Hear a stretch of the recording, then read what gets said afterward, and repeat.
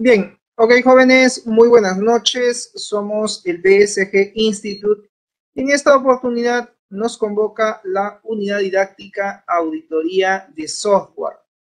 Esta viene a ser nuestra actividad de aprendizaje número 14, lo que significa que estamos ya en la semana de clases número 14, sesión de clases 14.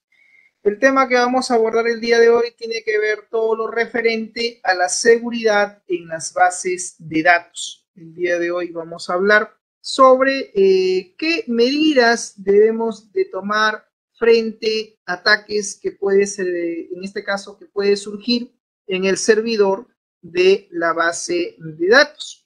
Recordemos que en todo sistema informático, en todo sistema de información, existe pues un servidor de base de datos, ¿no? Y por lo tanto, pues es un activo de TI a proteger frente a diversas vulnerabilidades y amenazas, siendo en este caso la amenaza más latente el hecho de que se aplique inyección código SQL, el famoso SQL Injection. Y en ese sentido, pues vamos a ver cuáles son las características que tiene este tipo de amenaza, el SQL Injection, y qué medidas de seguridad podemos tomar, qué recomendaciones también podemos dar frente a estas vulnerabilidades y amenazas que se pueden presentar a nivel de base de datos. Bien. Ok, jóvenes, entonces, sin más preámbulo, iniciemos nuestra clase el día de hoy. Como en toda sesión de aprendizaje, pues tiene que haber una finalidad, tiene que haber un propósito, un logro de aprendizaje. Bien, este logro de aprendizaje planteado para esta semana de clases es que ustedes puedan aplicar medidas de seguridad sobre las bases de datos relacionales, teniendo en cuenta los problemas que existen en la seguridad de los servidores de base de datos. En ese sentido, lo que se busca es diseñar y aplicar medidas de seguridad para las bases de datos relacionales que puedan existir en el servidor de la base de datos de la empresa, ¿no? Teniendo en cuenta pues las vulnerabilidades, las amenazas y los problemas que siempre se pueden presentar a nivel de seguridad en los servidores de base de datos. ¿Bien? Seguridad en las bases de datos. Ese es el tema que vamos a abordar el día de hoy. Bien, la seguridad en las bases de datos es un mecanismo fundamental, puesto que en todo sistema informatizado está expuesto a cualquier tipo de amenazas de daño, que son enormes y muchas veces cuantiosas o desastrosas, como pequeñas y leves, pero que de una manera u otra causan pérdida de confidencialidad. Cuando hablamos de la seguridad en las bases de datos, pues definitivamente una base de datos está expuesta a diferentes tipos de amenazas que ponen en riesgo su seguridad, que ponen en riesgo la seguridad de la información que se maneja a nivel de servidor, a nivel de base de datos. Dentro de estas amenazas está la pérdida de la información, es decir, que alguien pueda ingresar al servidor y pueda sustraer la información, los registros que se encuentran pues dentro de la base de datos. Así como también existe la amenaza de que exista una destrucción física de los datos dentro del equipo.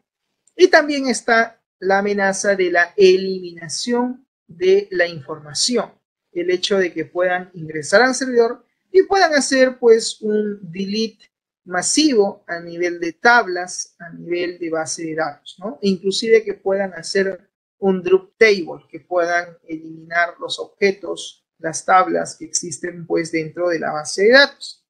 También está como amenaza el hackeo, el hecho de que un hacker pueda ingresar remotamente al servidor y pueda pues robar la información, así como también la destrucción lógica de la información, ¿no? Que puedan ingresar al servidor, al equipo y puedan destruir la información.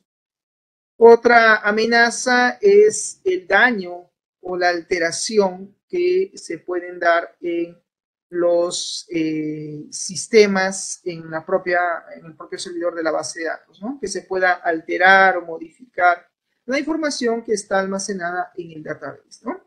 Entonces, la seguridad en las bases de datos, pues es algo primordial, es algo fundamental que todo sistema informatizado, pues siempre va a estar expuesto a cualquier tipo de daño o amenaza que ponga en riesgo la seguridad de la información y que inclusive cause pérdida de la confidencialidad incluso de la misma, ¿no? O que pueda causar pérdida de la información propiamente dicha que está dentro del servidor de la base de datos.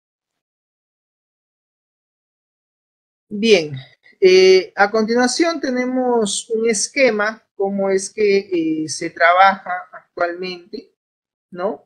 Por un lado, pues tenemos el cliente, ¿no? Tenemos a los usuarios que se van a tratar de conectar a la red de la empresa. Esta red cuenta con una red LAN, ¿no? La empresa debe tener una red LAN. Y en ese sentido, esa red LAN, de una u otra manera, pues va a poner, digamos, va a permitir, ¿no? La conectividad, ¿no es cierto? A los demás equipos de la red, ¿no? De la red. En ese sentido, lo que se busca a través de la red LAN es que todos los equipos estén conectados, pero que tengan una conexión segura, ¿no? Tengan una conexión segura.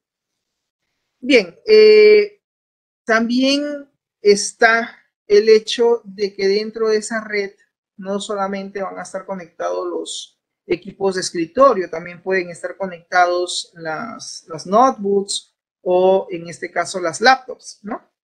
Y todos dentro de esa red pues van a compartir información y todos van a acceder en realidad a la base de datos.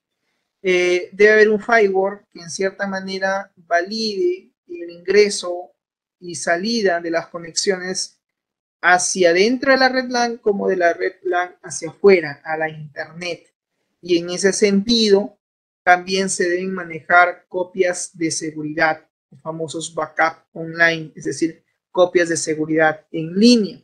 Están también los usuarios que se pueden conectar de forma remota a través de las oficinas propias de estos clientes, se pueden conectar también a la red de la empresa. El hecho de que se maneje un backup en el cloud, un backup en la nube, es la posibilidad de que también se maneje estas copias de seguridad, estas réplicas a través de un servidor remoto, ¿no? Como medida de contingencia. En cierta medida, pues también es necesario tener o contar con un soporte técnico en línea sobre las conexiones que podemos tener entre nuestros equipos a través de la red, y debe haber también un servicio logístico de seguridad, ¿no?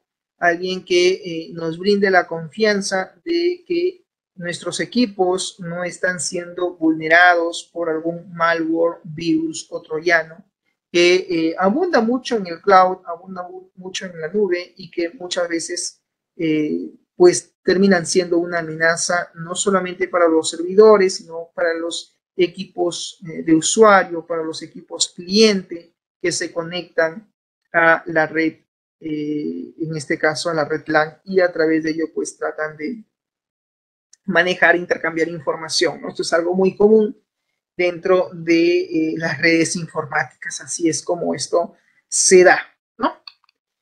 Bien, veamos qué vulnerabilidades afectan la seguridad de las bases de datos en las empresas, ¿no?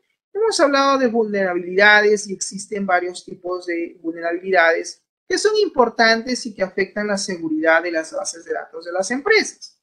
Por un lado, están los privilegios excesivos, ¿no? Que se pueden dar, que se pueden conceder a través del servidor de la base de datos. Estas son vulnerabilidades importantes que pueden afectar la seguridad de las bases de datos dentro de las empresas. Y efectivamente, una vulnerabilidad es el hecho de que se den demasiados privilegios a determinadas cuentas de usuario o a determinados usuarios que necesitan tener acceso al servidor de la base de datos. Entonces hay que tener mucho cuidado cuando concedemos privilegios o permisos, que en cierta medida estos no sean muy excesivos, que estos privilegios o servicios que nosotros vamos a dar a los usuarios, estos accesos, no sean, digamos, privilegios que estén más allá de lo que corresponde a ese usuario, ¿no? Evitar asignar privilegios excesivos a los usuarios. Eso creo yo es un primer punto importante. 2, el abuso de privilegios, ¿no? Está muy relacionado al punto anterior, ¿no? Cuando se sobrecarga de privilegios o roles a los usuarios, pues eso también puede generar cierta vulnerabilidad. Una tercera vulnerabilidad es la elevación de privilegios no autorizados, es decir, cuando se concede a un usuario más allá de lo que el propio usuario debería de tener acceso, ¿no? Cuando un usuario no está autorizado para llevar a cabo cierta operación dentro del servidor y nosotros decidimos finalmente asignarle un privilegio más. A pesar de no estar autorizado, eso puede generar una vulnerabilidad importante para el servidor. Una cuarta vulnerabilidad también es el hecho de que exista una vulnerabilidad de la plataforma, es decir, que la plataforma sea vulnerable. Es importante hacer una auditoría a nivel de plataforma para ver qué vulnerabilidades está expuesto nuestra plataforma informática, nuestro equipo, nuestro servidor también, para tomar las medidas del caso. Otra vulnerabilidad es la inyección de código SQL, el hecho de que se inyecte código SQL de forma directa al servidor. Eso también puede generar, digamos, un problema, ¿no? Un problema para, en este caso, el servidor. También existe el hecho de que está latente el hecho de que se lleven a cabo auditorías que no sean lo suficientemente robustas o lo suficientemente fuertes. Es decir, que se lleven a cabo auditorías débiles, ¿no? El hecho de que se lleven a cabo auditorías débiles, pues también generaría pues una vulnerabilidad importante que puede afectar la seguridad de la base de datos.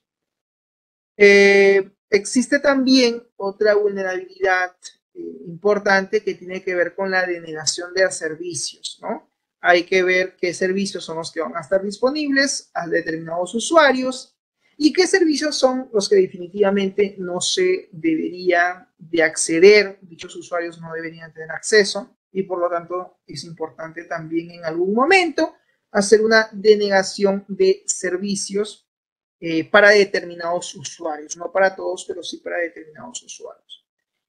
Otro punto importante son las vulnerabilidades en los protocolos de las bases de datos, ¿no? Recordemos que las bases de datos tienen protocolos de seguridad y si se vulneran dichos protocolos, pues también podría correr cierto riesgo a la información que se maneje a nivel del servidor.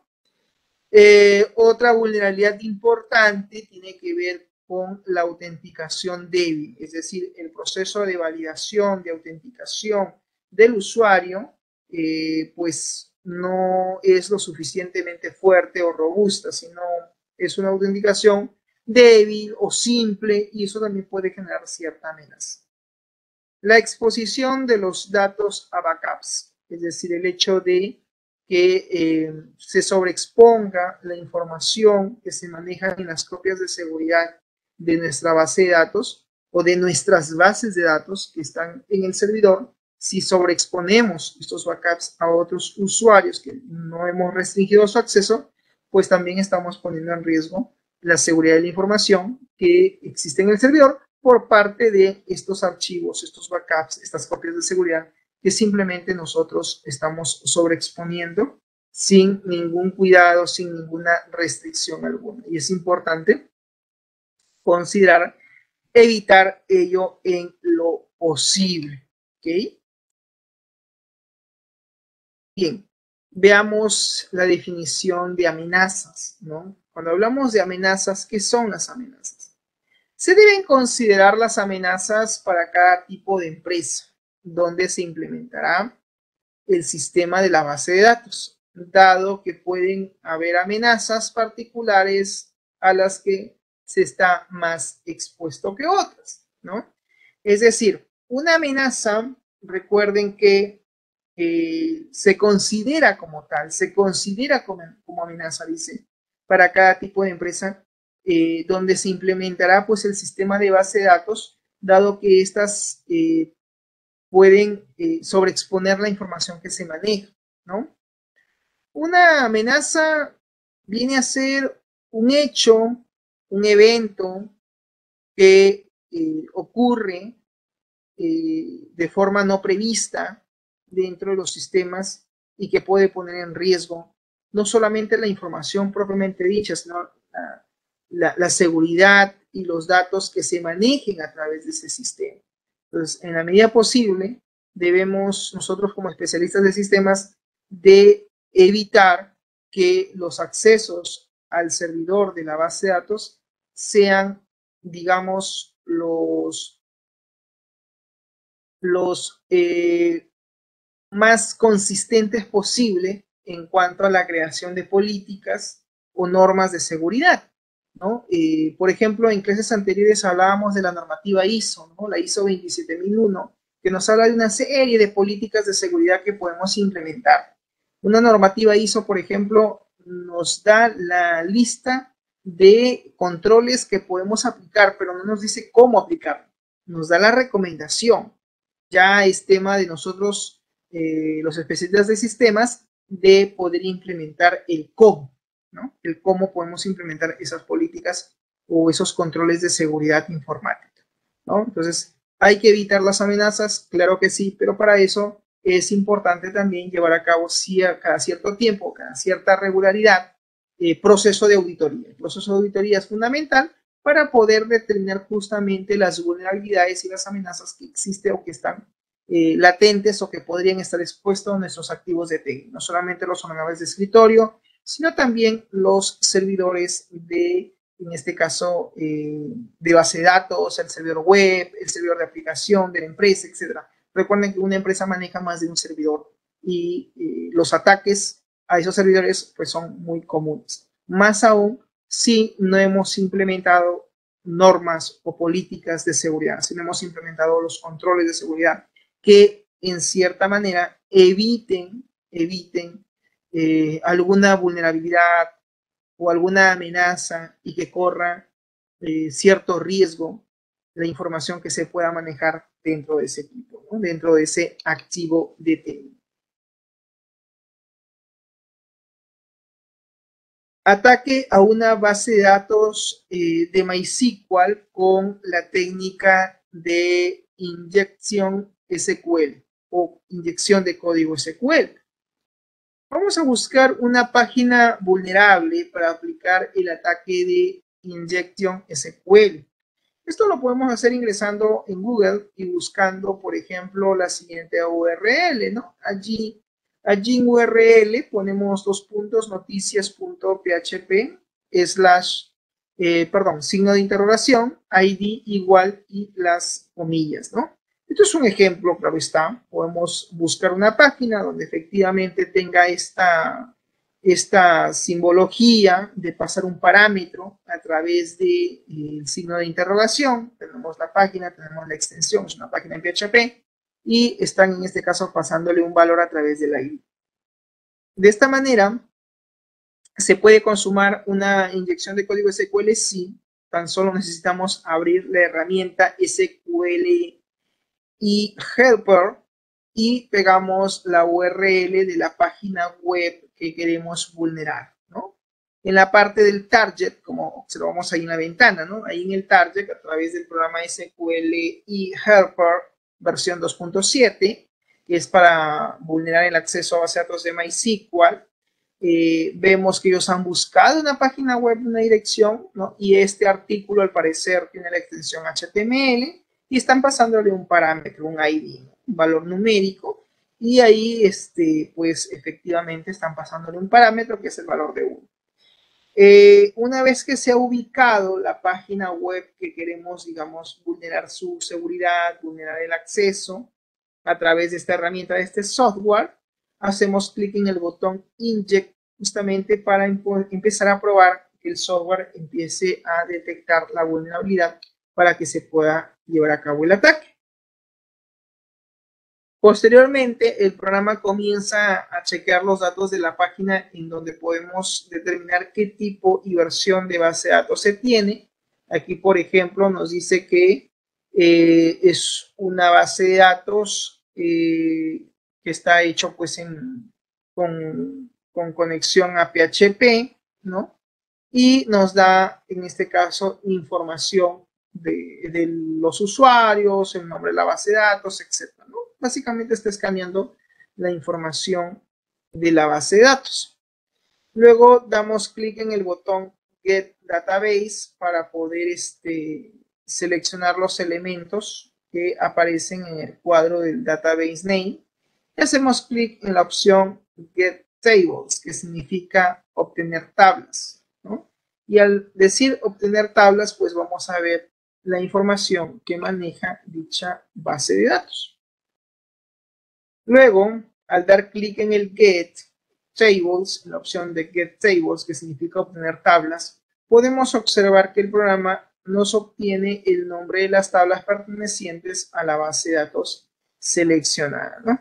Entonces, de esa manera, podemos tener acceso a las tablas, ¿no? Entonces, por ejemplo, acá está la tabla book, la tabla comentarios, la tabla figura, la tabla composición, la tabla lenguaje, la tabla persona, la tabla usuario, la tabla persona mayor y la tabla Word, que hace referencia a trabajo. O sea, al parecer esta base de datos pues tiene una serie de tablas que ha sido detectado pues por el programa, ¿no? Señalamos una de las tablas y luego damos clic en Get Columns, ¿no? La opción de Get Columns significa pues obtener columnas, ¿no? Get es obtener. Y nos va a aparecer un cuadro con los nombres de cada una de las columnas de esa tabla. En ese caso, hemos seleccionado la tabla User para luego obtener el login, para luego obtener, en este caso, el usuario y también el password, ¿no? De dicho usuario. Aquí, por ejemplo, están pues el nombre de todas las tablas y aquí en este ataque que intentan hacer, pues se han ido directamente a la tabla User, ¿no? Esto nos deja, jóvenes, una reflexión, ¿no? Que a veces cuando se implementan los sistemas de información, quien elabora o quien implementa la base de datos, muchas veces le pone nombres a las tablas que son fáciles de detectar o fáciles de interpretar, ¿no? User, usuario, tb-usuario, ¿no? Salvo pues que por ahí alguien le ponga a esa tabla otro nombre, ¿no? Entonces pase desapercibido. Pero ahí claramente está siendo identificado porque el user hace referencia a usuarios y al hacer clic en la opción de table name de la tabla de nombre usuario, en el otro extremo del programa vamos a ver la opción de column name, que significan nombres de columna. Y aquí vamos a visualizar básicamente los siguientes nombres, ¿no? Es el email, correo electrónico, el password, que hace referencia a la contraseña, y el nombre. Entonces, todo esto, todas estas columnas pueden ser obtenidas, pueden ser leídas gracias a la opción que nos brinda el Injection SQL a través de este software, ¿no?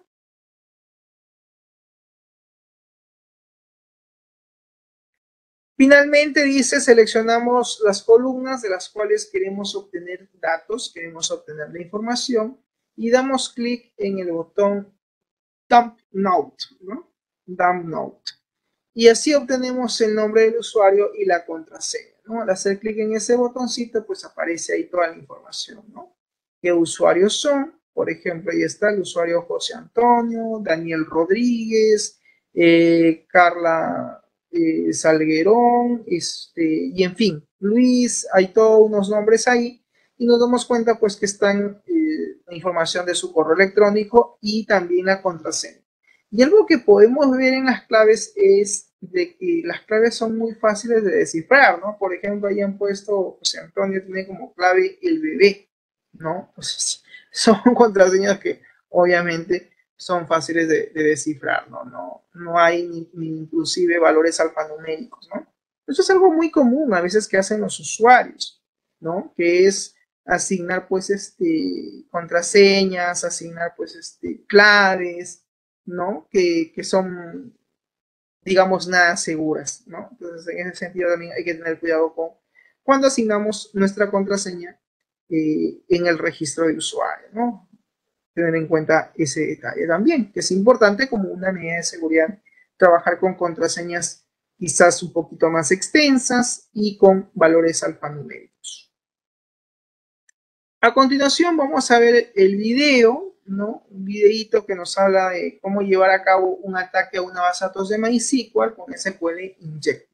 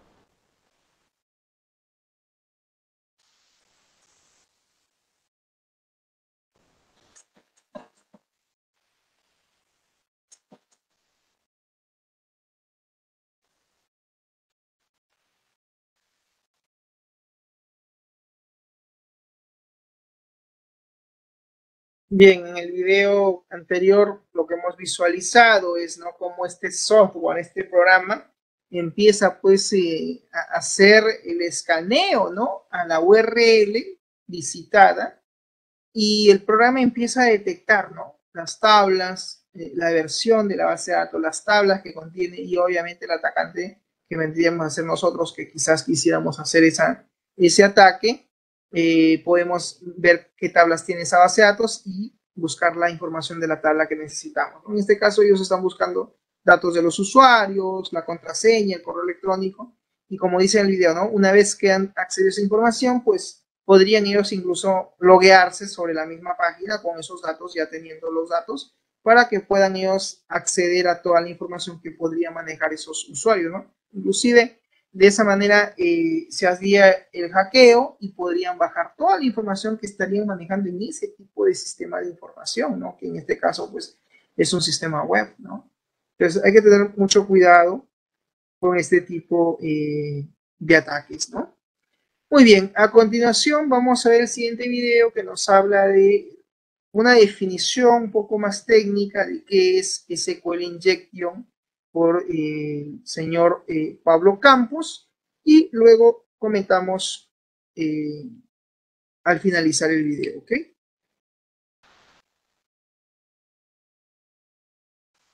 ¿Qué tal? Soy Pablo Campos, CTO en Segmotic y vamos a ver en este vídeo de manera muy básica lo que es un SQL Injection.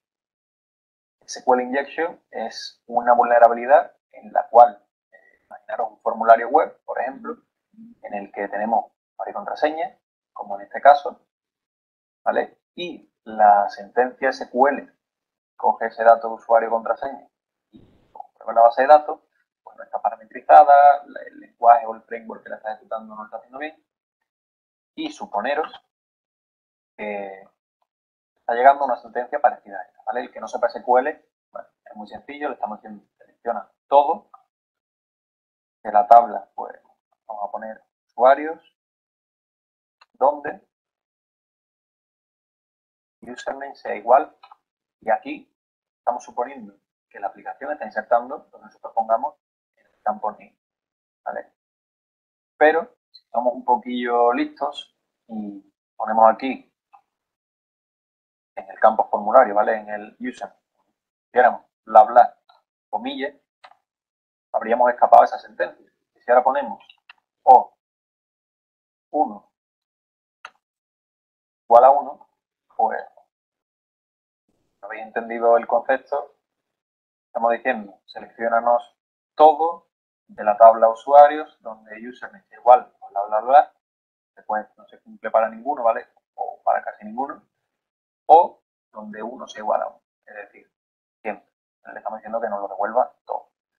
¿Cuándo ocurre esto? Pues cuando el parámetro que se introduce aquí nos está validando en el servidor y se está ejecutando pues, una query incorrecta. Existe una herramienta que una vez descubrimos un ataque de SQL Injection, automatiza todo el proceso o nos ayuda bastante, ¿vale? Para verla vamos a usar la WASP Broken Web Application Project, ¿vale? Es un proyecto con un montón de servidores y aplicaciones vulnerables web. Y la herramienta es SQL Map. Es gratuita, muy sencilla de usar. Y vamos a ver un ejemplito de cómo teniendo identificado SQL Injection podemos llegar a cosa pues bastante grande, ¿vale? En este formulario vamos a probar con el comando que hemos dicho antes, ¿vale? Tal cual. A ver si hay suerte, ¿vale? Probamos y efectivamente comprobamos cómo la propia web nos ha devuelto todos los resultados de la base de datos usuario. Cuando si pusiéramos solo admin, pues realmente solo nos devuelve el nuestro. Es decir, sabemos que es inyectable, ¿vale? En términos de SQL. Para hacer de manera correcta el ataque, os recomiendo abrir la consola de desarrollador, network, ver la petición que se realiza, ¿vale? Os lo copiáis como curl y os lo pegáis en la consola. Lo que hay que hacer es quitar el curl, ¿vale? Ponemos SQL map y -u para especificar en la URL que es esta, ¿vale? A continuación vamos a sacar los datos de la petición, username igual a Pablo, and password igual a Pablo, userinfo php submit, ¿vale? Y le vamos a decir que esos son los datos. El resto, a excepción de las cookies, pues vamos a eliminarlo porque no nos interesa, ¿vale? ¿Por qué? Porque con la cookie, bueno, vamos a ser capaces de decirle a la aplicación para que pruebe cosas, datos válidos. Ponemos también el menos cookie, igual, y abrimos doble cookie, ¿vale? Todo lo demás, ya hemos comentado, no nos sirve de absolutamente nada y nos lo cargamos. ¿Qué hace este software? Bueno, pues lo que hace es, igual que, por ejemplo, herramientas de phashing, probar vulnerabilidades típicas, fallos conocidos, configuraciones malas, para a través de un parámetro que es inyectable, tiene una vulnerabilidad de SQL Injection, que bueno, pues colarse a la base de datos y ver lo que puede hacer. Y lo último que debemos de decirle a SQL Map es que queremos conocer las bases de datos, ¿vale? Con el comando -dbs. Vamos a ejecutarlo y a ver qué encuentra.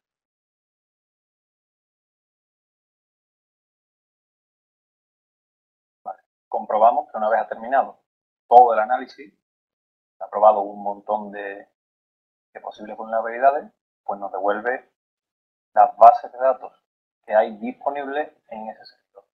A través de una inyección SQL una página cualquiera nos devuelve todo lo que hay en el servidor. Para hacer una prueba con una base de datos, por ejemplo, no WASP, especificamos con -d mayúscula que vamos a hacer la prueba sobre esa y le ponemos el comando tables, ¿vale? Para ver las tablas disponibles en esa base de datos, a ver si es capaz de encontrarlas. Ahí está, nos ha mostrado todas las tablas que existen en la base de datos no WASP. Bueno, vemos una que se llama Credit Card, que nos llama la atención y que queremos ver si somos capaces de sacar algo en claro de ella.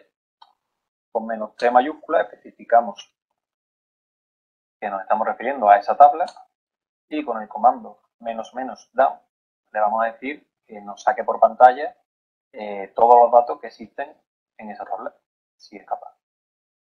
¿Vale? Y ahí está. A través de una vulnerabilidad SQL Injection hemos conseguido sacar los números de tarjeta de la base de datos no WASP de la tabla Credit Card.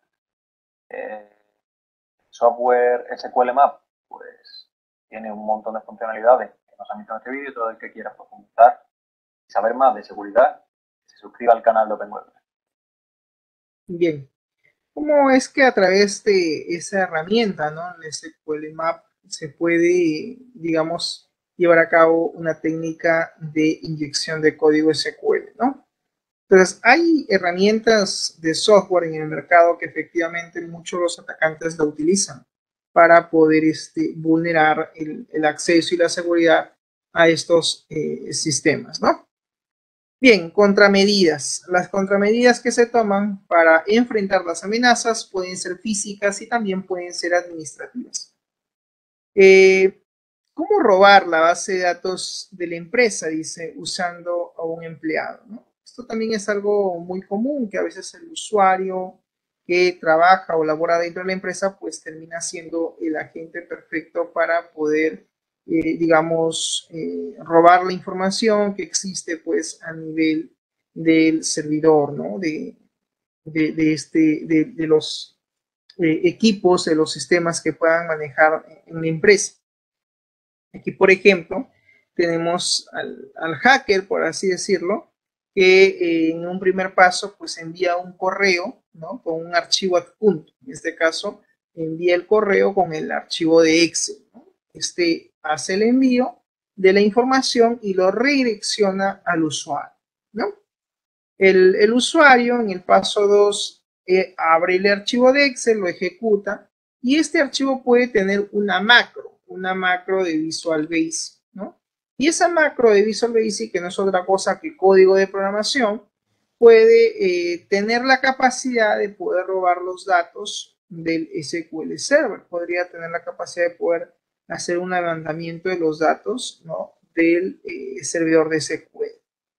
Y luego podría enviar toda esa información, ¿no? Hacia otro servidor que está fuera de la red, ¿no? A un servidor fuera de esa red local, ¿no? Es decir, podría enviar todos esos datos a otro equipo que está fuera de la red LAN. Entonces, indudablemente, pues el usuario ha jugado como un agente que estaría facilitando la inyección de código SQL, porque el hecho de que aperture el archivo, ¿no? Y trate de ejecutar la macro del archivo de Excel que contiene programación, este código que está dentro de la macro podría facilitar el envío de datos, ¿no? El envío de datos. Bien.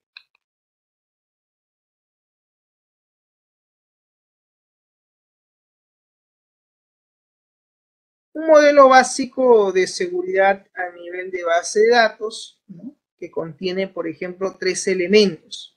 Están los sujetos, están los objetos y está el tipo de acceso, ¿no? Este modelo básico de seguridad a nivel de base de datos debe tener esos 3 elementos.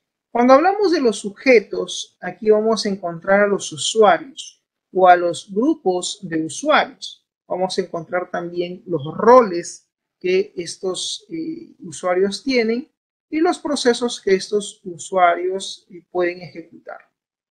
A nivel de objetos están pues están las tablas de la base de datos, están los índices que se manejan dentro de cada tabla, el índice de primary key, foreign key, las columnas propiamente dicho de las tablas, la información que tienen estos objetos y también están las listas de datos. Las listas de datos, recordemos que no es otra cosa que un query, que una consulta que puede en este caso tener la selección de dos o más tablas, toda la información se puede construir a través de una consulta, la cual puede ser almacenada pues en una vista de datos, ¿ok?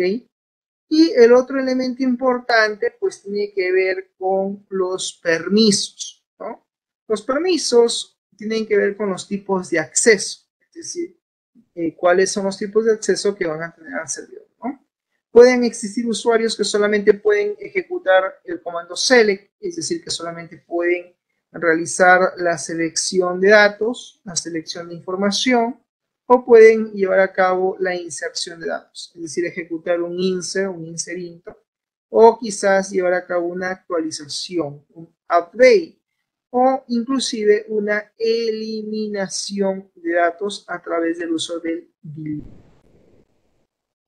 Este modelo básico de seguridad a nivel de base de datos nos va a permitir pues modelar políticas de control de acceso dependientes de nombres, es decir, el DBA, el Database Administrator, tendrá que definir qué usuarios son los que van a tener acceso al servidor, quiénes van a ser los que van a tener acceso al servidor de la base de datos, para que pueda él designar, en este caso, los permisos que considere pertinente a cada usuario, según el tipo de usuario y según el rol que tenga este usuario, ¿no? Podemos en SQL limitar el acceso a ciertos objetos, como por ejemplo que digamos, un usuario determinado podemos nosotros decidir de que ese usuario solamente va a poder acceder, por ejemplo, a la tabla pedidos, pero no a la tabla facturación.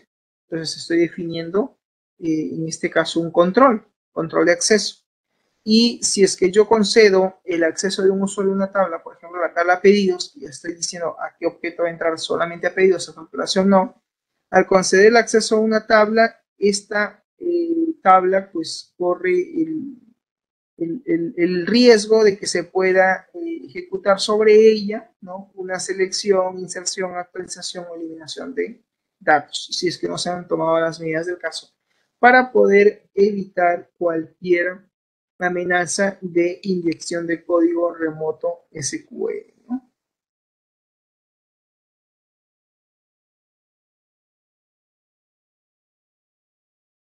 Existen controles informatizados para entornos multiusuarios, sí hay ciertos controles digamos, informatizados o automatizados para entornos multiusuarios. Uno de ellos tiene que ver con la autorización, ¿no? La autorización es como el poder administrativo que se necesita para acceder legítimamente a un sistema. Mediante la autorización podemos tener un acceso, digamos, legal a un sistema, ¿no? Previa asignación, ¿no? A continuación vemos un ejemplo, ¿no? Proporcionar, dice el usuario, como identificador de autorización de manager, ¿no? Y todos los privilegios del grant o mediante el grant. El grant es un comando de tipo DCL, del tipo Data Control Language, lenguaje de control de datos, donde se le está asignando, por ejemplo, el permiso de grant con todos los privilegios, ¿no? Porque dice grant all privilege. Se le está dando todos los privilegios. En este caso, hace referencia a, en este caso, a la tabla staff, ¿no? Con la administración de que el usuario sea, pues, el usuario con la opción de grande, así de que tiene pues acceso, ¿no? Conceder a los usuarios personnel, dice, y director todos los privilegios del select y update. Solamente están diciendo que quieren conceder a los usuarios personnel y director los privilegios de seleccionar datos, de poder ejecutar un select y poder actualizar datos, llevar a cabo un update. Esto sobre la columna salary de la tabla staff. Entonces, como solamente quieren asignar en la instrucción, ¿no? Quieren conceder el permiso de seleccionar y actualizar datos únicamente para el campo salary, han puesto ahí, ¿no? Grant select, update, es decir, permitir la ejecución del select y del update, que tiene que ver con la actualización, actualización de datos, ¿no? Hacen referencia pues al campo salary, ¿no? Donde el permiso a conceder es para la tabla staff y adicionalmente pues en este caso pueda, digamos, tener el acceso, ¿no? Tener el acceso no solo de selección, sino también de actualización para el campo salary de la tabla staff con los usuarios, en este caso de personal y director, ¿no?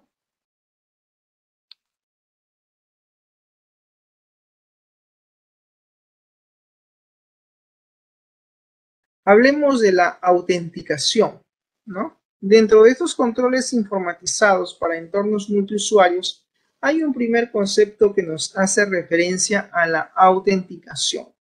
¿Qué es la autenticación? La autenticación es la validación de la identidad del usuario que intenta tener acceso al servidor de la base de datos. Es decir, mediante la autenticación se busca pues validar la identidad del usuario, ¿no? Para que éste tenga acceso al servidor de la base de datos. Aquí, por ejemplo, tenemos que quieren conectarse al servidor, pero no de forma local, sino a través de su dirección IP. Y han colocado ahí la dirección IP, 192.168.1.6, y han hecho referencia al usuario SQL S12. ¿No? La forma de autenticación, están eligiendo la autenticación de SQL con el usuario, con el inicio de sesión S72 y la respectiva contraseña, ¿no? Eso es un ejemplo de conexión al servidor. Otro ejemplo aquí es indicando el server name, es decir, indicando el nombre del servidor. En este caso se llama admin PC, y la autenticación que van a utilizar es la autenticación de Windows, el modo de Windows. En el modo Windows, pues no piden usuario claro, ¿no? Así es como, digamos, maneja la autenticación de Windows, sin usuario y sin contraseña, ¿no?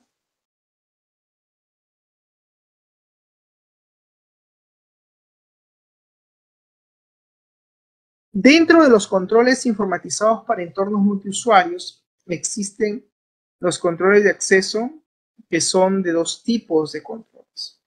Está el control de acceso discrecional, ¿no? Eso es uno de ellos, que emplea pues el mecanismo de SQL conocido con el nombre de control de acceso discrecional.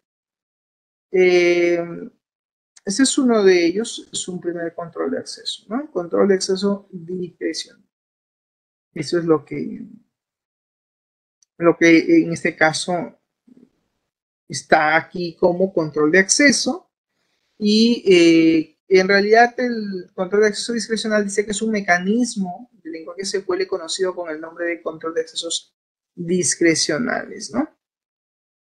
Bien, esto en realidad se basa pues en la concesión y revocación de privilegios, ¿no? Esa es una primera característica. Un usuario específico tendrá diferentes privilegios sobre diferentes objetos. También está la característica de pocas limitaciones. Existen muy pocas limitaciones sobre qué usuarios pueden tener derechos sobre qué objetos. Es una característica, ¿no? Pocas limitaciones, ¿no? Utilizan muy pocas limitaciones sobre qué usuarios pueden tener derechos sobre esos objetos, ¿no? También están los soportados por la mayoría de los sistemas administradores de base de datos relacional, que son básicamente declaraciones en SQL que permiten pues otorgar y conceder privilegios, ¿no? Cuando hablamos del soporte de este caso de estos sistemas administradores de base de datos relacional, ¿no? Se puede hacer con las cláusulas grant, que es para conceder, y el rebook, que es para quitar los permisos previamente concedidos. Si hablamos de ventajas y desventajas, una primera ventaja de estos controles de acceso discrecional es que es un mecanismo muy flexible, por lo que puede ser usado en múltiples dominios, ¿no? O sea, esa es una ventaja, por así decirlo. Y una desventaja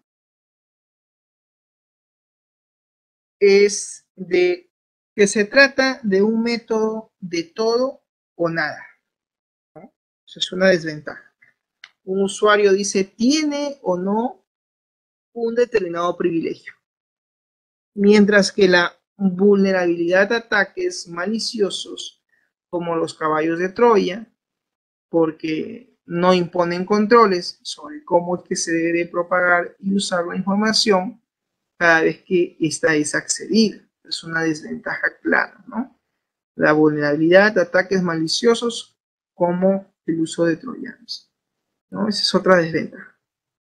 Y también está como otra desventaja que muchas veces se requiere que el tratamiento de los datos difiera según su nivel de seguridad. Es decir, según su nivel de seguridad,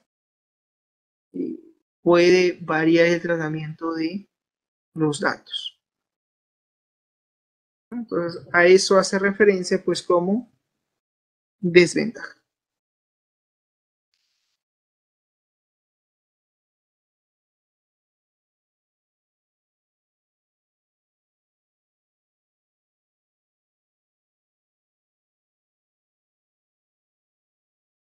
Bien, dentro de los controles de acceso, decíamos que están los controles de acceso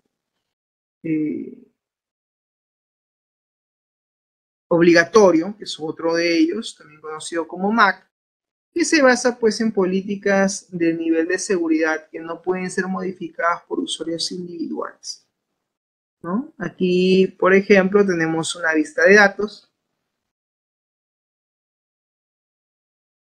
que va a seleccionar varios datos, varias columnas, varios campos de diversas tablas, ¿no? Como por ejemplo, tenemos aquí la tabla tipo de pedido, la tabla pedido, la tabla cliente y la tabla distrito. Entonces, de cada una de esas tablas se está seleccionando cierta información, por ejemplo, el número de pedido, la fecha de pedido, la fecha de entrega, el total a pagar, la descripción del tipo de pedido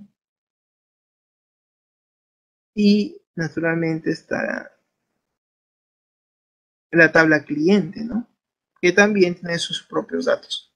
Por ejemplo, en esta vista de datos que es de acceso obligatorio, están poniendo como datos el código, en este caso el código del cliente, el apellido paterno, el apellido materno, los nombres, su dirección, ¿no? Inclusive pues el nombre del distrito. Entonces, toda esa información han considerado en una vista de datos.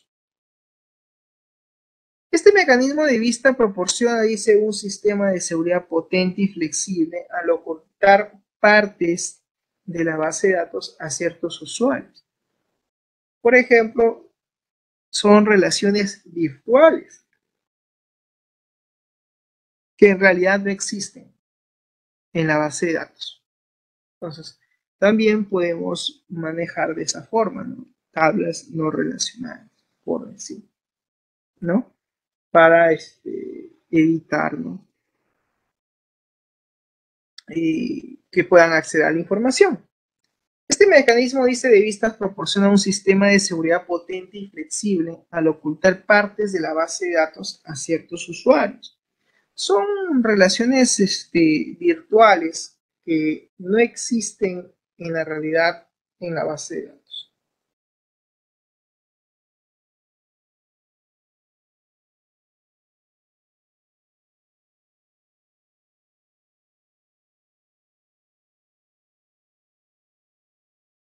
Bien, hablemos ahora de las copias de seguridad.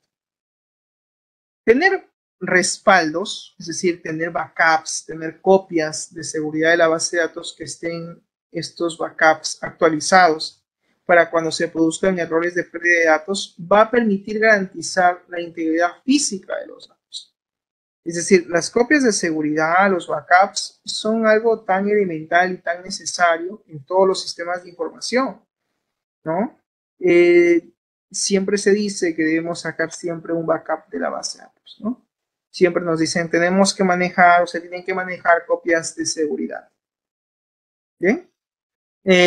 No obstante, las copias de seguridad permiten justamente eso, el respaldo de la información cuando se pierde, ¿no? Cuando estos datos son perdidos, extraviados, ¿no? Se ha hecho con la integridad de poder garantizar, ¿no? Su integridad física, ¿no? De la información, de los propios datos como tal. A continuación tenemos un ejemplo de copia de respaldo o copia de seguridad de la base de datos clínica. Tenemos ahí los comandos backup database, porque en SQL se saca una copia de seguridad por código, ¿sí?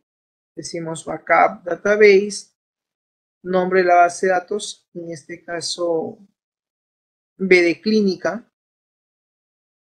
Luego viene la cláusula to disk, que significa para indicar en qué disco, ¿sí? O en qué ruta se va a crear esta copia de seguridad, ¿no? Aquí dicen to disk, en el disco C hay una carpeta llamada backup database-clínica y dentro de esa carpeta pues se puede almacenar el archivo, la copia de seguridad, ¿no? Pero para eso hay que ponerle la extensión .back. La extensión .back es importante para poder definir el formato de la copia de seguridad para que éste sea reconocido por SQL Server. Luego viene la cláusula which format, que significa básicamente con formato. Y de esa manera se puede sacar una copia de respaldo, una copia de seguridad, ¿no? Por algoritmo, obviamente, por código. El otro principio tiene que ver con la integridad. La seguridad de un sistema de gestión de base de datos se trata de impedir la distorsión de la base de datos. Mediante esta se pretende pues proteger la base de datos contra operaciones que introduzcan inconsistencia en los datos. O sea, el principio de integridad tiene que ver con la seguridad del sistema de gestión de base de datos y que se trata de impedir la distorsión de la base de datos mediante esta. Se pretende pues aquí proteger la base de datos contra operaciones que introduzcan inconsistencias en todos los lados, ¿no?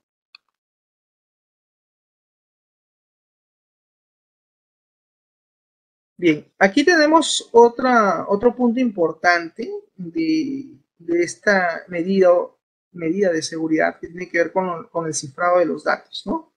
El cifrado de los datos consiste en ocultar los caracteres legibles de una contraseña, ¿no? O de una clave. Aquí, por ejemplo, en SQL están creando una clave simétrica, ¿no? Y se está seleccionando, en este caso, una serie de campos que ellos tienen en la base de datos que hacen referencia a la tabla datos cifrado Luisa. Pues bien, en este caso aquí han abierto la clave, han abierto la llave y han determinado cuáles son los campos y cuáles son considerados campos, digamos, legibles o que puedan ser entendibles, ¿no? Aquí tenemos en la consulta una tabla donde almacenan el nombre del usuario, donde almacenan la tarjeta de crédito cifrada y también tenemos lo que corresponde, ¿no? De esas dos, digamos, de esos dos campos, ¿no? Aparte del cifrado de tarjeta, el cifrado de clave, pero también están almacenando la tarjeta desencriptada, es decir, almacenan la clave encriptada con la tarjeta encriptada, pero también tienen como datos, como ejemplo, supongo, columnas que hacen referencia a la tarjeta descifrada y a la clave descifrada, ¿no? ¿No? De esa manera es como han definido, pues, el principio de ocultamiento, de cifrado de datos, ¿no? Entonces, tienen por un lado los datos de la tarjeta, la columna tarjeta y clave, encriptados, cifrados, y por otro lado los datos tal cual, ¿no? Eso es para que hagan una comparación, supongo, de que los datos son correctos o que realmente el dato almacenado como binario, al convertirse en un texto, pues sea descifrado, ¿no? De esa manera es como se dan las claves simétricas. Existe una tecnología que es la tecnología RAID de matriz redundante en discos independientes, ¿no? El RAID es la sigla de Redundant Array of Independent Bits, es decir, disco independiente de la matriz redundante. Su definición en español sería así, ¿no? Matriz redundante de discos independientes. Ok. Se trata de una tecnología que combina varios discos rígidos para formar una única unidad lógica, donde los mismos datos son almacenados en todos los discos de redundancia, donde existe redundancia de datos. Entre otras partes, ¿no? Por un conjunto de discos que son rígidos y que funcionan como si fuera uno solo. Como podemos ver en la imagen, es una especie, esta tecnología RAID, digamos, de un CPU, por así decirlo, pero con varios espacios, ¿no? Que son, digamos, propios de este tipo de tecnología, ¿no? Este tipo de implementación permite tener una tolerancia alta contra las fallas, aunque si un disco tiene problemas, los demás van a tener que continuar funcionando, teniendo en cuenta que la tecnología RAID está consolidada por, en este caso, nos dice, este tipo de implementación permite tener una tolerancia alta contra las fallas, pues si uno de sus discos tiene problemas, los demás continúan funcionando, ¿no? Teniendo, dice el usuario, los datos a su disposición como si nada hubiera pasado, y ese tipo de tecnología está consolidada ya hace algunas décadas atrás y surgió por iniciativa de la Universidad de Berkeley en California, en los Estados Unidos, a finales de la década de 1980, ¿no?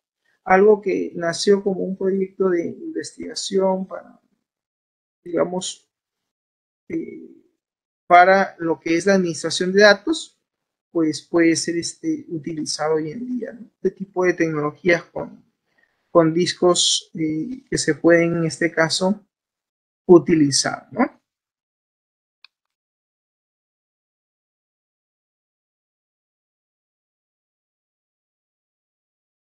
Para conformar el RAID, es preciso utilizar por lo menos 2 discos rígidos. El sistema operativo en este caso mezclará los discos como una única lógica y cuando se graben o en este caso logren los datos ser grabados, los mismos se pueden repartir entre los discos del RAID, siempre dependiendo del bajo nivel del RAID y en este caso también las empresas, ¿no? O los profesionales, inclusive para ellos, tanto la pérdida de la información puede significar grandes perjuicios. La tecnología RAID ya está consolidada hace algunos años atrás y es una forma pues muy eficiente para proteger la información y en el caso de las empresas garantizar la permanencia de su negocio. Es en realidad un tipo de tecnología que se lo establece para que funcionen redundantemente los fallos cuando se vayan presentando. Es decir, cae un disco, habilitan otro, cae un disco, habilitan otro, ¿no? Pero a futuro, digamos que esa tecnología RAID de matriz redundante puede ayudar a proteger definitivamente la información, ¿no? A través de sus discos duros rígidos.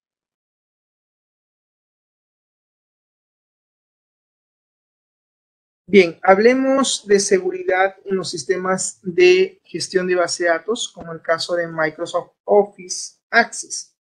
Este se basa pues en la configuración de una contraseña que es general para los diferentes usuarios y un nivel de permiso a nivel de privilegios para cada usuario. En los sistemas de gestión de base de datos de Oracle, entre los privilegios se pueden acceder en Oracle y que estarían en este caso a derecho a poder conectarse con las bases de datos de una sesión, así como también crear una tabla, ¿no? En Oracle podemos crear bases de datos, sí, pero hay que tener en cuenta que Oracle más se está utilizando para conectarse a la base de datos y crear una sesión, ¿no? Bueno, entonces, así es como funciona.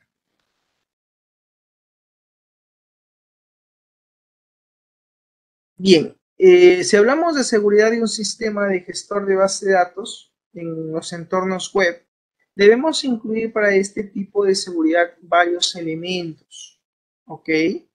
Aquí, por ejemplo, tenemos como imagen la emisión de certificados de seguridad, ¿no?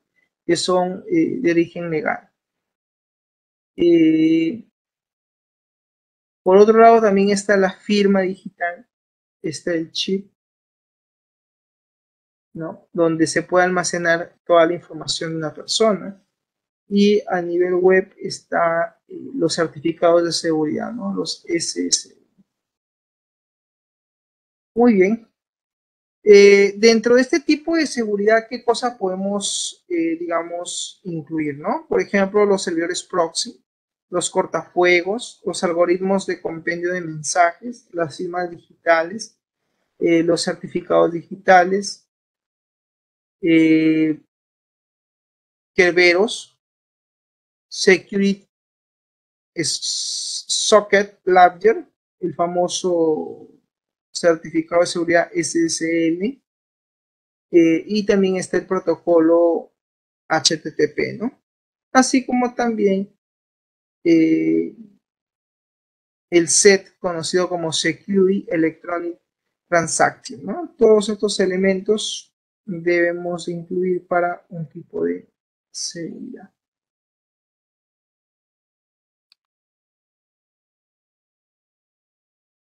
Bien, aquí tenemos un esquema que nos habla pues de la seguridad de un sistema gestor de base de datos en un entorno web, ¿no? ¿Cómo es que funciona? Por ejemplo, aquí tenemos que la empresa pues tiene varios servidores, por ejemplo, tiene un servidor MySQL, ¿no? Servidor MySQL, tiene también un servidor FTP, ¿no? El famoso servidor que permite pues la transferencia de archivos en red. Cuentan con un servidor anti-spam y un servidor antivirus, ¿no? Estos servidores están conectados a un switch, o también conocido como hub, ¿no? Es probable que sea un switch. Y todos estos equipos están conectados a esa red. Adicionalmente, pues pueden haber otros equipos, ¿no? Por ejemplo, una impresora multifuncional. Puede también haber un equipo de salón, es decir, un equipo de un usuario que también puede estar conectado a una red LAN. Y entre el servidor y la red LAN puede haber un punto de acceso inalámbrico, ¿no? Esto podría generar de repente también conectividad entre otros usuarios en la red, sí. Por otro lado, en la red, digamos, interna de la empresa, todos estos equipos de TI están conectados a una red. Hay un firewall para la red LAN, hay un switch interno, tienen un servidor proxy, o sea que si hablamos de servidores, creo que el servidor proxy es el mejor, el indicado para bloquear accesos a sitios web, ¿no? Y a nivel de switch, también pues pueden estar otro tipo de equipos como servidor web, servidor de correo, Java, etcétera, ¿no? Una serie de equipos que son de tipo servidores que están conectados a ese switch. Y también debe haber un firewall DNS que es para la seguridad, ¿no? Esto finalmente se conecta a un router, ¿no? Y este router finalmente le da salida, ¿no?, a la internet. Así es como, digamos, debería de funcionar, ¿ok? Debería de funcionar. Sobre todo el tema de la seguridad, ¿no?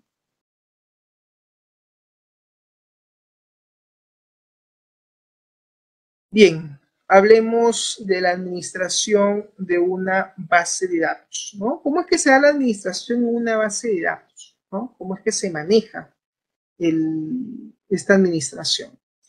Partiendo del concepto de que toda empresa debe de tener una red diaria local, debe tener una red LAN. Aquí, por ejemplo, hemos puesto como una empresa la Caja del Seguro Social. Es un ejemplo, obviamente.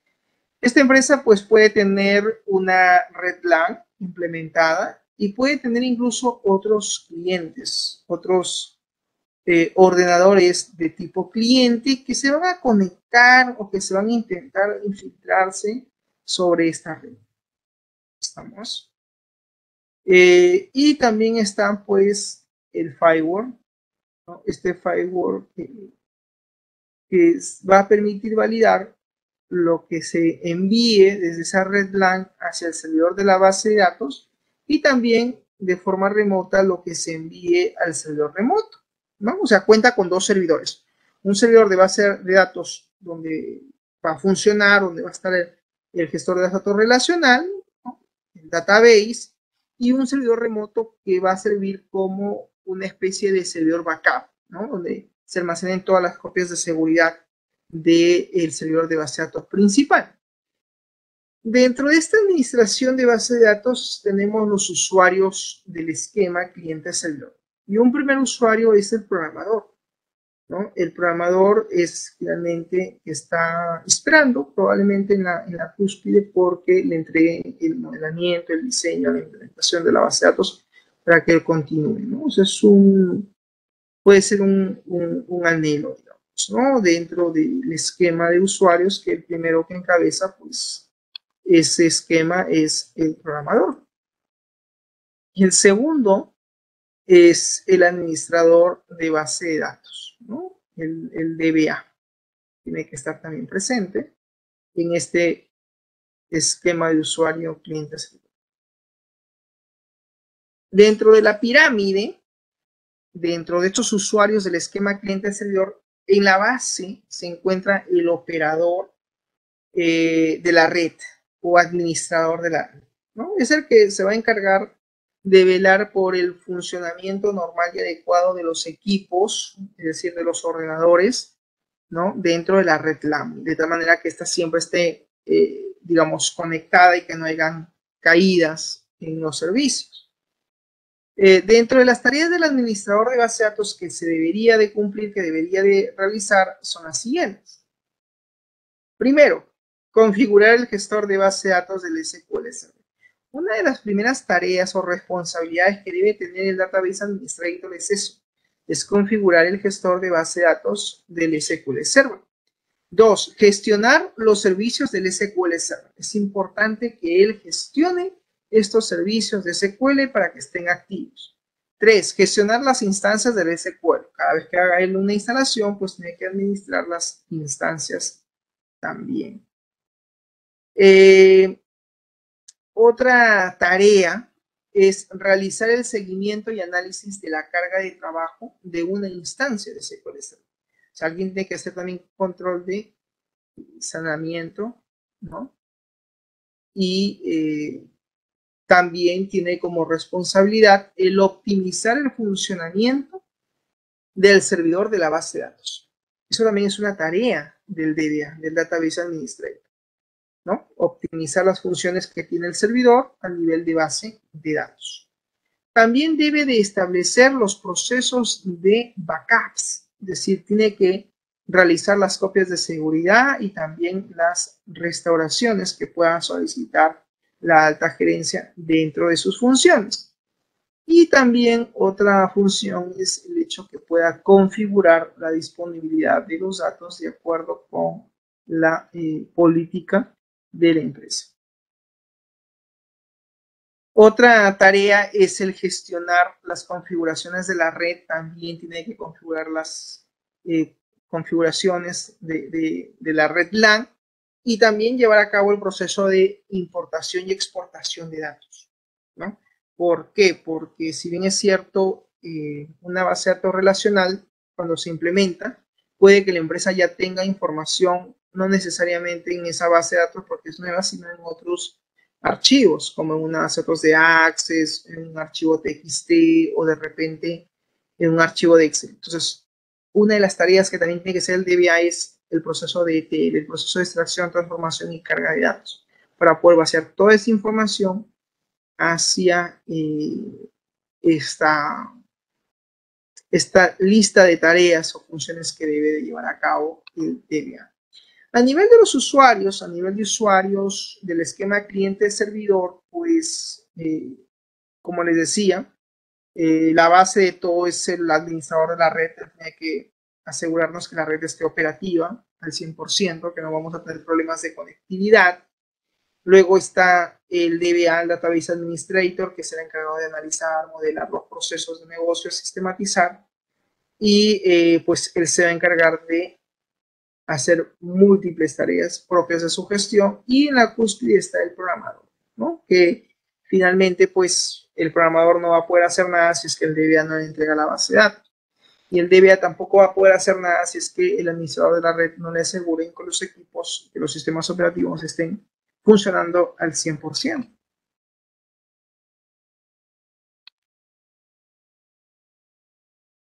Bien, dentro de estas tareas del administrador de la base de datos, pues está que la base de datos debe ser administrada por este agente y además también está el hecho de que esta base de datos tiene que estar en el servidor de la base de datos, pero también tienen que generarse backups, ¿no? Las famosas copias de respaldo.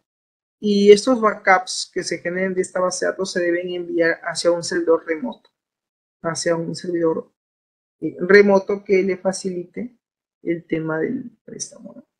De la información, le facilite las copias de respaldo, en fin, todo eso tiene que estar en un servidor remoto, es lo recomendable, ¿no? Que siempre los backups estén almacenados en un servidor remoto. La base de datos como tal puede incluso hacerse un proceso de extracción, transformación y carga de datos, un proceso de migración a través, por ejemplo, de la herramienta SQL Data Tools. Se podría crear un proyecto de Integration Service y hacer un proceso de migración, ¿no? De datos, un proceso de ETL. De esa base de datos se puede enviar a un gran almacén o contenedor de información para llevar a cabo una analítica de datos descriptiva, como lo es el Data Warehouse, y sobre ello se podría trabajar los que se llaman los sistemas OLAP o los sistemas de Business Intelligence, inteligencia de negocios o inteligencia empresarial. Un data warehouse puede servir como un elemento retroalimentador de otros data marts. Pueden haber otros data marts dentro de este esquema que va a permitir tener una idea de cómo administrar los datos. Una vez que se implementen los data marts o data warehouse, se podrá implementar los sistemas de soporte a la toma de decisiones.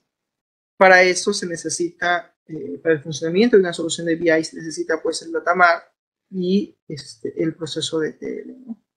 El proceso de extracción, transformación y carga de datos. Muy bien, todo esto va a permitir que el usuario establezca una conexión con cierto acceso de seguridad. De esta manera estarían pues las tareas que debe de realizar este Database Administrator. Por otro lado, la empresa también puede tener ciertas necesidades de la información, ¿no? A nivel estratégico, a nivel táctico o a nivel operacional. A nivel estratégico, pues se crean estrategias y esto va direccionado a la alta gerencia. Está el personal operativo. Y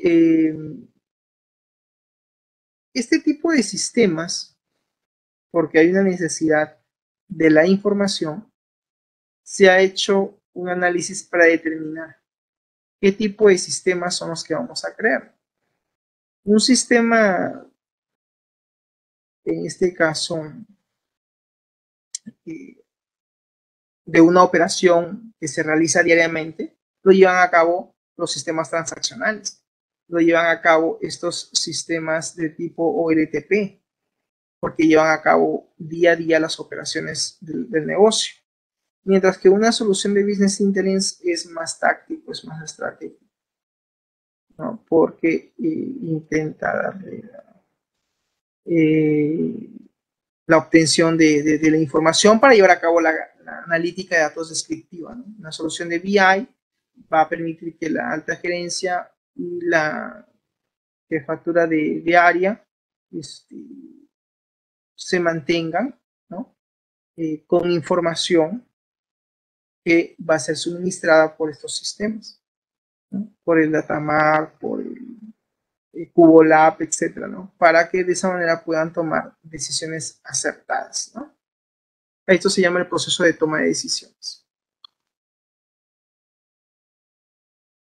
Muy bien, conclusiones. La base de datos ha hecho avances significativos en el manejo de la seguridad de las bases de datos. Varias de las aplicaciones que manejamos hoy en día en nuestro vivir diario, que requieren cierta confidencialidad, necesitan modelos más sofisticados de seguridad. Entidades bancarias lo necesitan, en la entidad médica, los departamentos de Estado, los departamentos gubernamentales, la inteligencia militar, etc.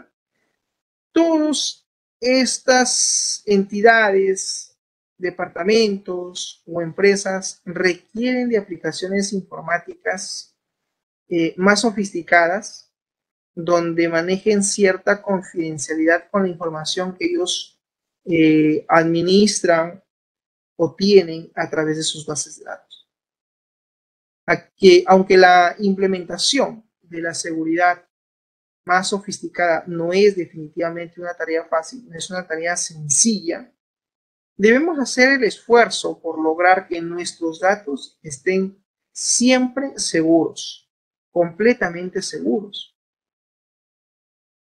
Entonces, claro, ¿por qué? Porque implementar un sistema de seguridad que sea lo suficientemente robusto, lo suficientemente sofisticado, que le permita, ¿no? a las empresas, pues, cuidar su información, no es algo sencillo, no es algo fácil, ¿no?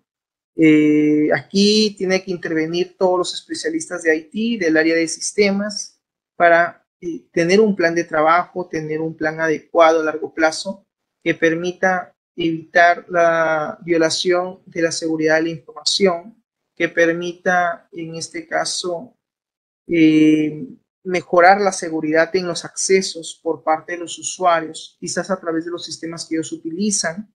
Quizás estamos hablando de mejorar la seguridad no solamente a nivel informático, sino a nivel físico, ¿no? No cualquier persona, por ejemplo, puede ingresar a un data center, a un centro de datos.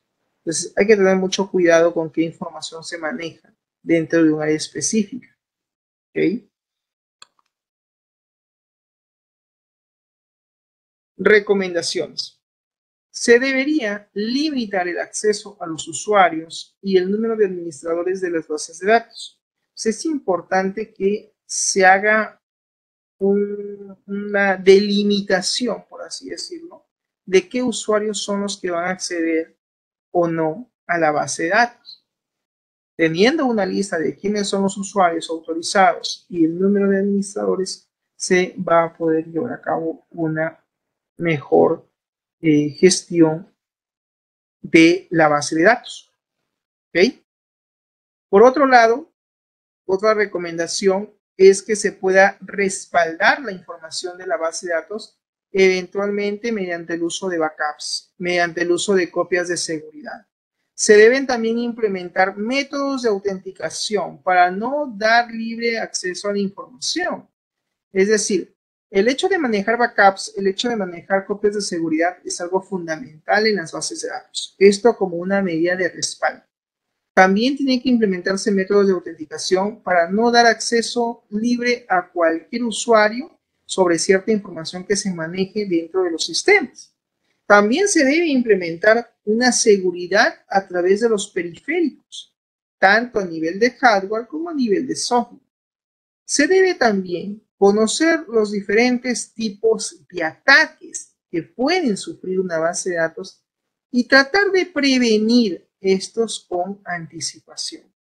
Es decir, sabiendo cuáles son los tipos de ataques comunes, conociendo cuáles son los tipos de ataques comunes a los cuales se podría estar expuesto el servidor de nuestra base de datos, solo sabiendo cuáles son esos tipos de ataques, se va a poder prevenir con anticipación que no se vuelva a dar una situación como la que hemos visto quizás en otras empresas. También se debe mantener los servidores de datos bien protegidos en una sala de acceso que sea restringido. Esto hace referencia a lo que nosotros llamamos como data center o centro de datos, en donde los administradores pueden acceder mediante un acceso remoto. Y también se debe crear diversas normas y procedimientos que determinen exactamente quiénes tienen acceso a la información a través de un marco jurídico. Tiene que haber normas, tienen que haber procedimientos que efectivamente determinen quiénes son los, digamos, personas idóneas que deben tener acceso a la información. Y para eso también debe haber un marco jurídico.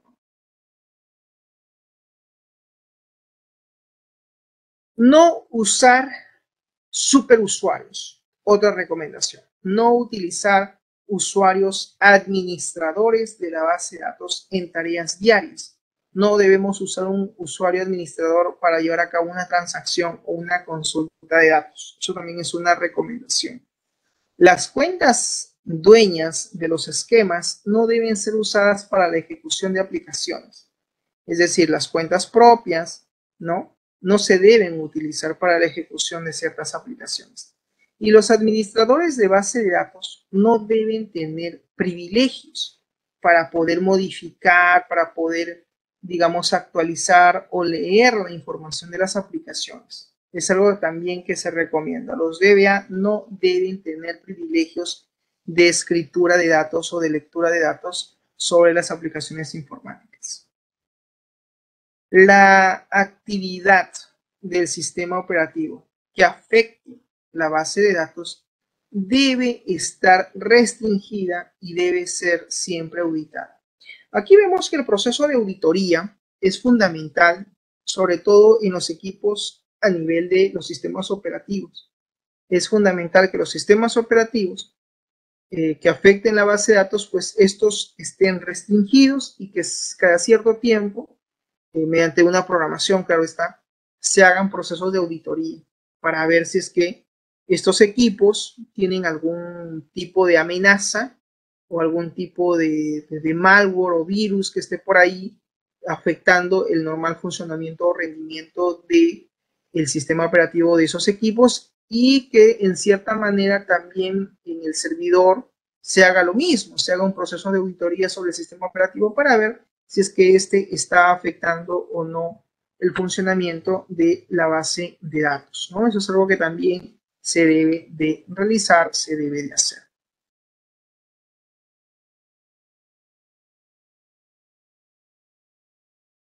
Bien, jóvenes, no sé si hasta aquí hay alguna pregunta o consulta por parte de ustedes. ¿Questions? ¿Preguntas? Ninguna. Bien, ok. Si no hay preguntas, jóvenes, eso sería todo de mi parte. Muchas gracias por su atención y conmigo será hasta la próxima. Dios mediante. Nos vemos en la próxima sesión. Chau, chau.